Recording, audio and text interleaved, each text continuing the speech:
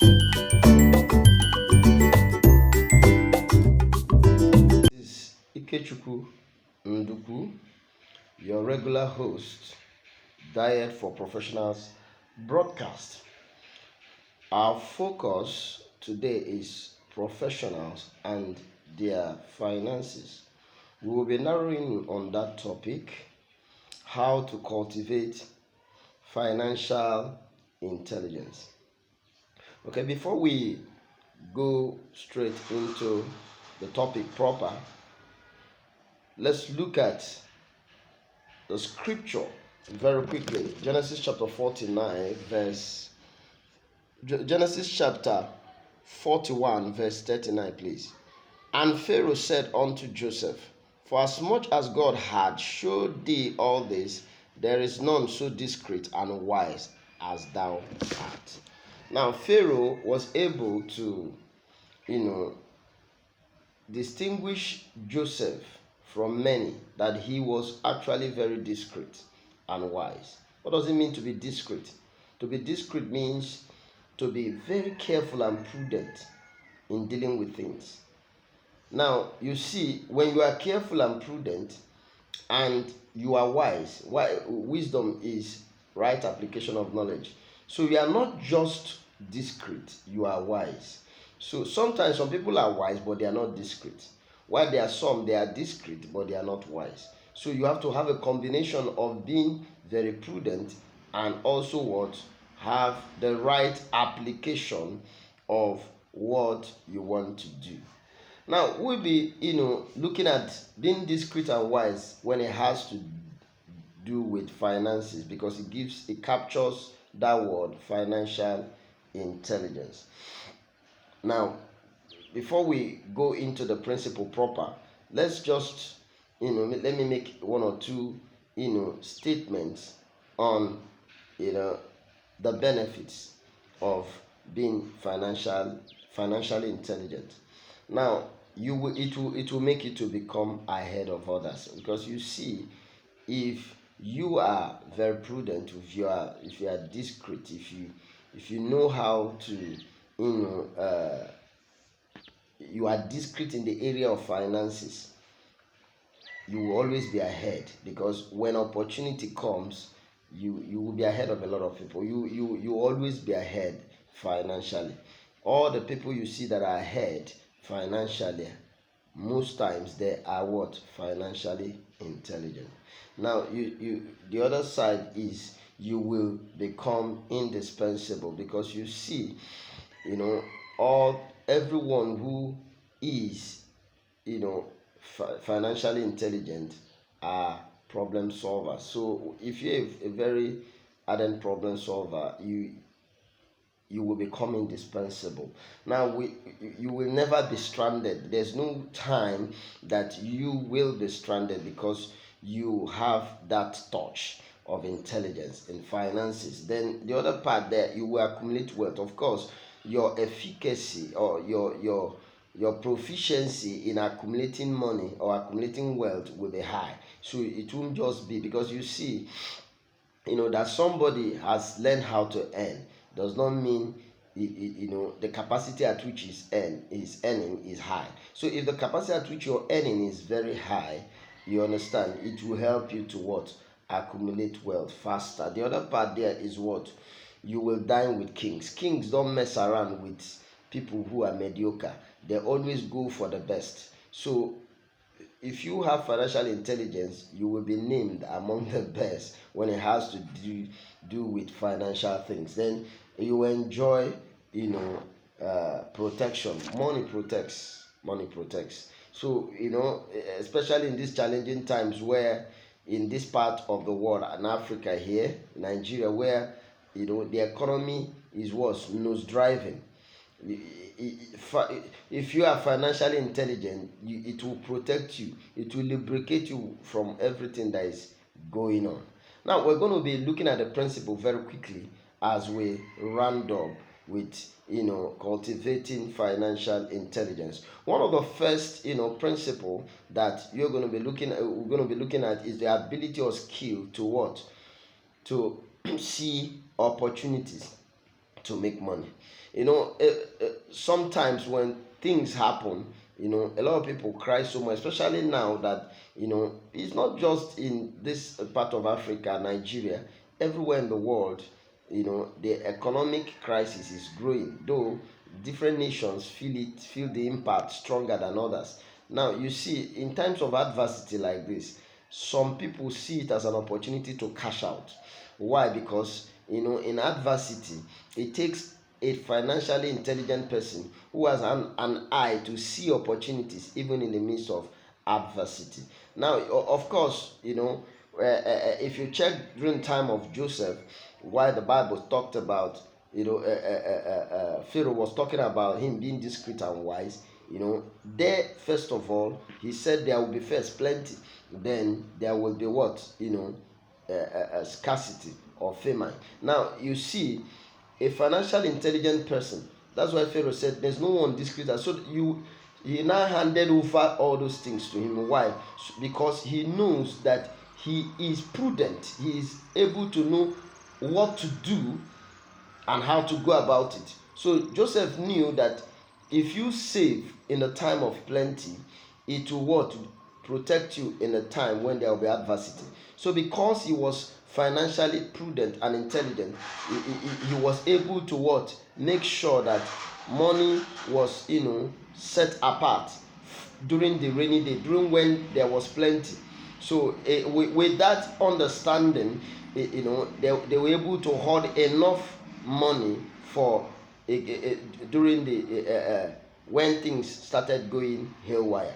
Now, the other part too is what? Understanding and mastering the psychology of patronage. Everyone who makes money has a solution he's providing. Now, it's not enough to discover a solution. It's not enough to have a solution, but it's enough when you go ahead and master the art of patronage. When people now, start adopting or start, patronizing that solution, because you see, we have a lot of problem solvers, but many are not accumulating wealth, many are not making money because they don't know how, they don't even know who needs that solution that they are providing, and they don't know how to convince them to patronize them. So if you master the art of patronage, it will help to what? Make you to accumulate wealth. Like for example, if I put it like this way, when it has to do with business, when you are trying to get the heart of people to patronize you, first of all, you must know what age bracket does that thing your solution that you are providing, what age bracket does need it more. Now, the other part too is what sex. Is it the women or is it the men that needs it more? Is it is it even the when it also has to do with the social class? Is it the rich or the poor that needs it more, or is it the average people in the society, or the less privileged in the society, or the rich class that needs it more? Which social class needs it more? Because you see, you don't waste your energy when you know the social distribution, or probably the kind of people who needs that solution you are providing. It makes it easier for you to what? To sell. Then the other part there is what? Mastering the art of getting more value from a service rendered. Now you see, everybody can render service, but there's a way you are going to package that your service.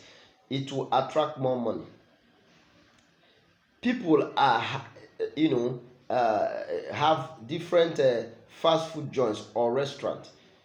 This thing we call fast food is almost the same thing with restaurant.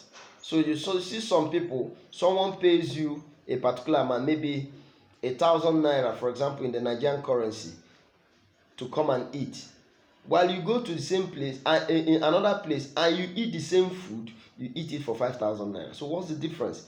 They have mastered the art of getting extra money. So there are certain aesthetics they will put to their business, and it will help to bring it up. If you do the summary of those extra things they did, maybe like putting an AC, getting in a better environment different from the other guy, they might have, the overhead cost might be maybe extra 2,000. So you see their cost, instead of saying what they should pay is 1,000, they are not, they have made extra cost of 2,000.